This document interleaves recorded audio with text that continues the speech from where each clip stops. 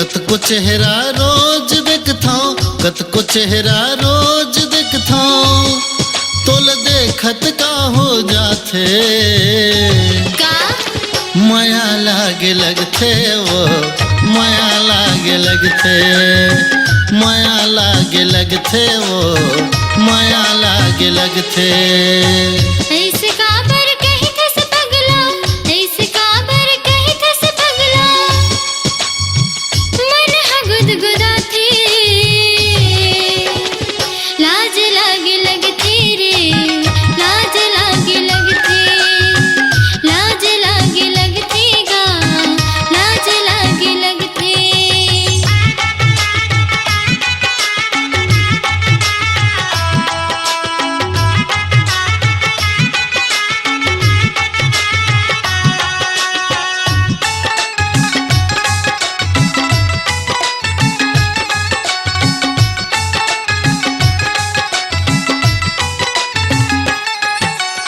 आठ पहर के कौन बेरामा तोला बनैया बनाए हैं चार पहर माँ गुन के वो तोला चार पहर में सजाए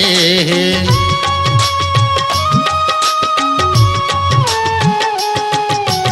आठ पहर के कौन बेरामा तोला बनैया बनाए हैं चार पहर माँ गुन के वो तोला चार पहर में सजाए हैं चार पहर माँ गुन के वो तोला चार पहर में सजाए तोरे हंसना मुस्काई माँ तोरे हंसना मुस्काई माँ कंगना चूरी खनक थे माया लागे लगते वो माया लागे लगते माया लागे लगते वो माया लागे लगते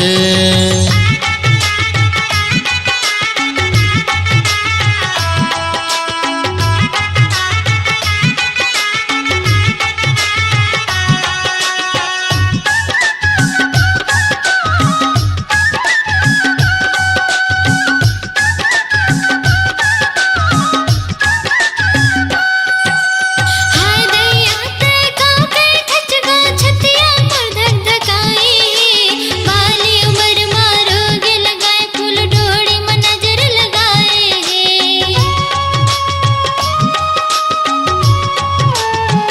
हाय दैया ते गाँव के ठचगा छतिया पर धक धकाए वाली उम्र मारोगे लगाए फूल डोरी में नजर लगाए वाली उम्र मारोगे लगाए फूल डोरी में नजर लगाए ठोल ठोल के बोल खचरे ठोल ठोल के बोल खचरे जो मन सहाय लाज लागे लगते रे लाज लागे लगते लाज लागे लगते गा लाज लागे लगते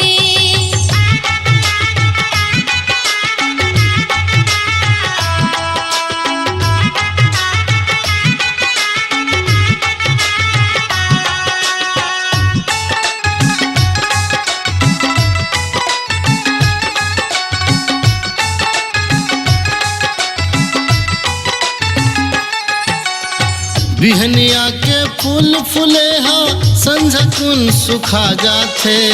तोर चेहरा ल देख के रानी गीत गजल लिखा जाते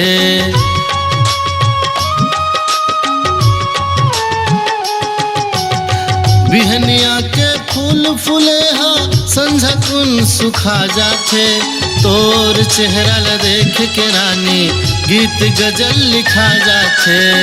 तोर चेहरा ल देख के रानी गीत गजल लिखा जाते ऐ रवि जोशी के सुर संगम रवि जोशी के सुर संगम राठौर सेन के रचना माया लागे लगते वो माया लागे लगते ना माया लागे लगते वो माया लागे लगते ना ऐसे काबर कही थस पगला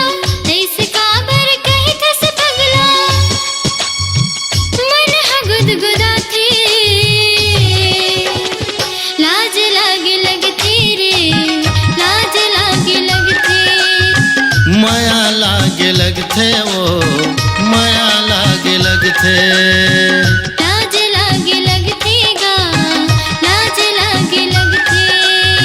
माया लागे लगथे वो माया लागे लगथे।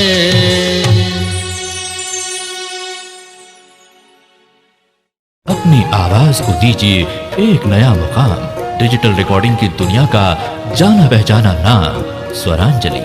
जहां गूंजती हैं ध्वनियां अपनी माटी की सौंधी सुगंध के साथ। छत्तीसगढ़ी संगीत के विविध रंग जो पहुंचाते हैं पूरे प्रदेश में डिजिटल रिकॉर्डिंग के संग। स्वरांजलि स्टूडियो, नेमीचंद गली नंबर 2, गंजपारा, रायपुर।